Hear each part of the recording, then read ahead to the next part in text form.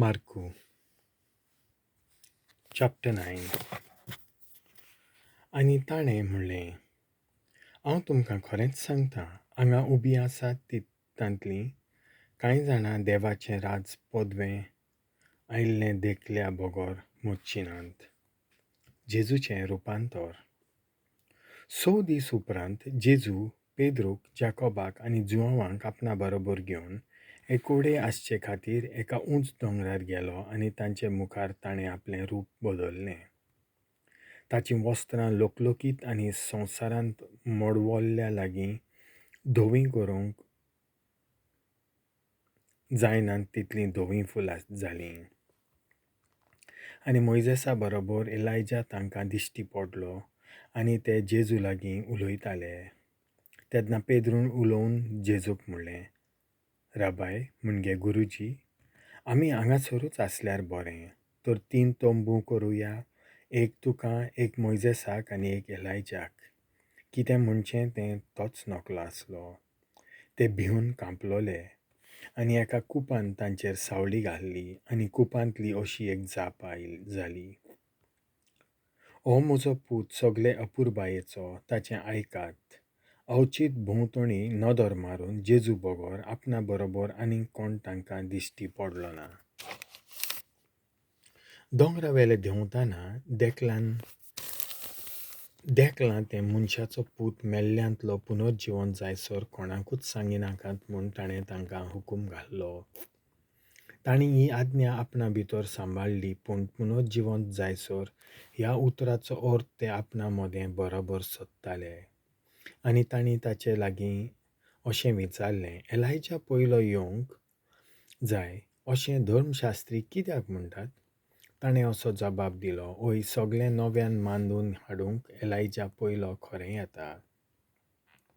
तरी आसतना मनशाच्या पुतान जायतें सोंसूंक जाय म्हूण आनी मनशांनी ताची बेपर्वा करूंक जाय म्हूण अशें कशें बरयल्लें आसा तर?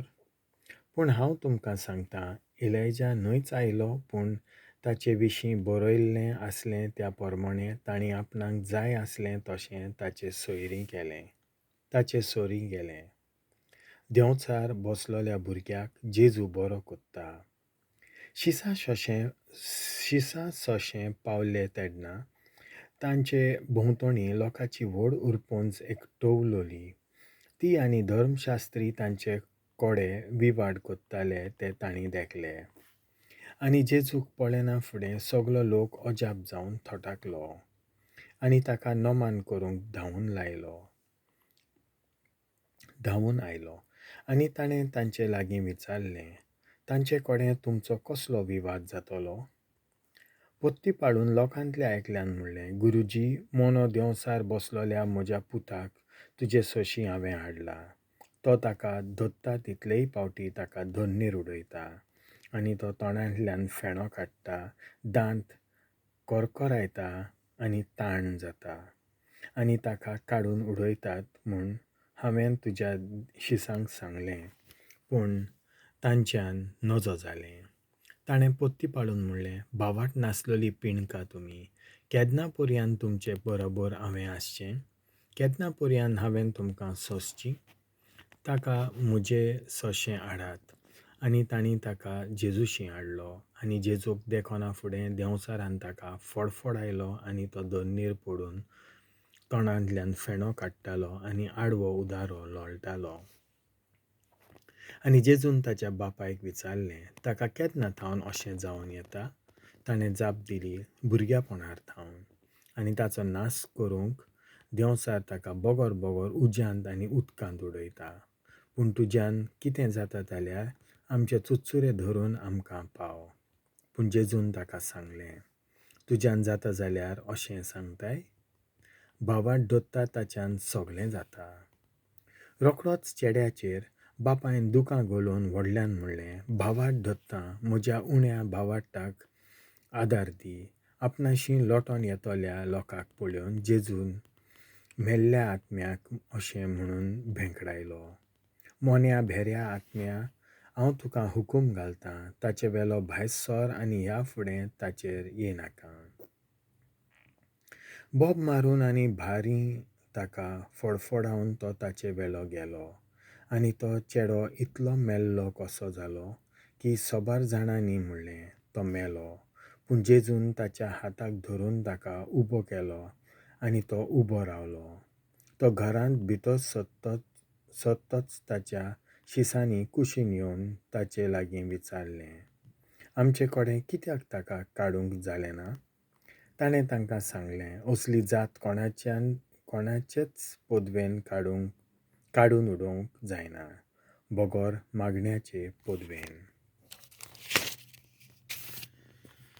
आपल्या मन्ना आनी पुनर्जिवंतपणा विशीं जेजूचें दुसरें बाकीत.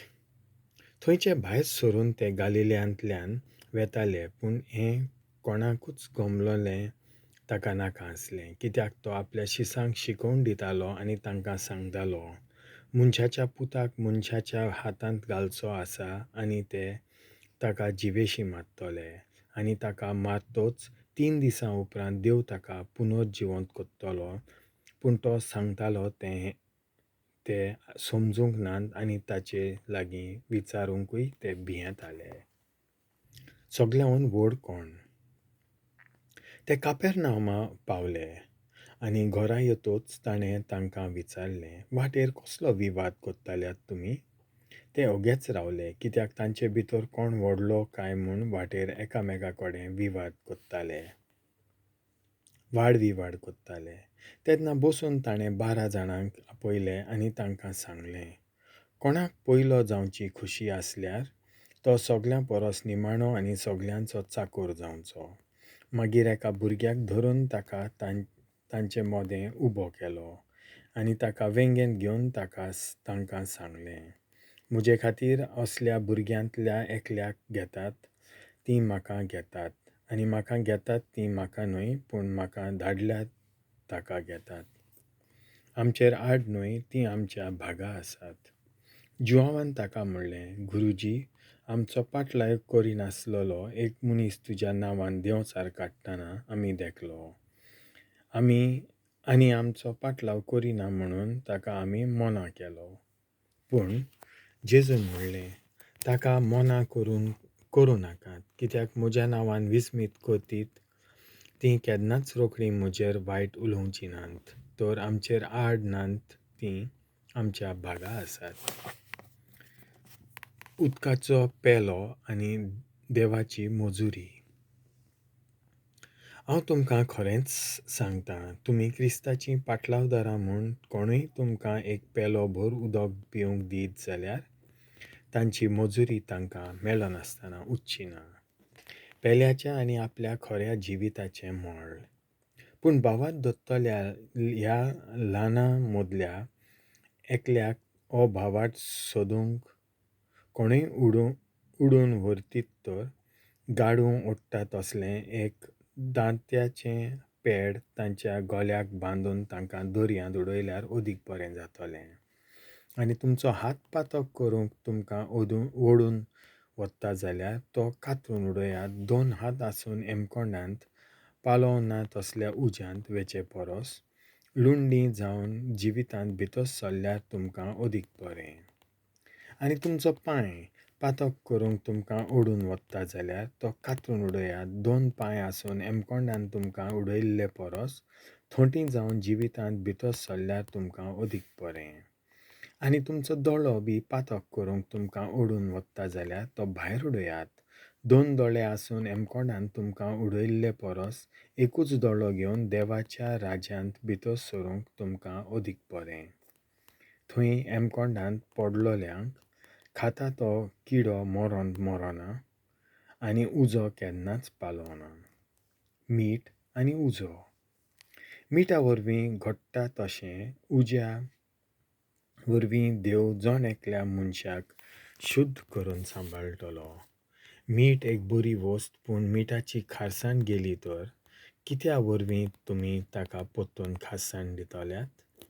तुमचें मोदें मीठ आसून दी आनी एकामेका लागीं शांती वसून दी. देवाचें उतर हें.